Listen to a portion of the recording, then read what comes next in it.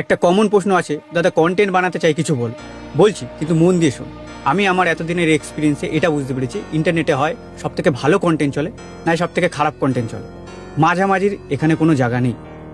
দেখবি যারা content creation লাইনে আছে 2 থেকে 3 বছর হয়ে গেছে, তবুও তারা কিছু করতে পারছে না। কেন? কারণ তারা সেই মাঝামাঝির আন্ডারে পড়ে। এটা যদি তোকে ভালো করে বুঝতে হয়, তাহলে নিজের স্কুলের ফিরে যা, দেখ স্যার হয় ফার্স্ট বয়কে মনে রাখে, না একবারে লাস্ট বয়কে মনে রাখে। মাঝামাঝি বয়দের অতটা মনে রাখে না। ঠিক সেম জিনিসটাই ইন্টারনেটেও হয়। নিজের চোখ কান খোলা রেখে আশেপাশে দেখ, তোর পছন্দের ক্রিয়েটার বা আশেপাশে যেটা দেখতে পাচ্ছিস, দেখ তারা হয় খুব ভালো কন্টেন্ট ক্রিয়েট করছে, লোকের প্রশংসা পাচ্ছে, টাকা কামাচ্ছে, আর নয় কেউ গালি খাচ্ছে, সেও টাকা কামাচ্ছে। এখন যে গালি খেয়ে কামাচ্ছে, তার যেহেতু একটা ইমেজ হয়ে গেছে, সেই ইমেজটাকে ভাঙার জন্য সে বিভিন্ন দানও করে, আর সেই দানটাকে তুলে ধরে ইন্টারনেটে।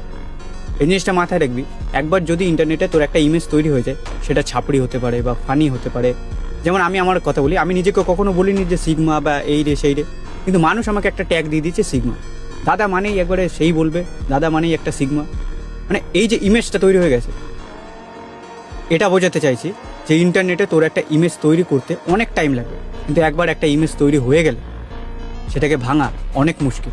এখন সেটা ভালো থেকে ভালো হোক বা খারাপ থেকে খারাপ।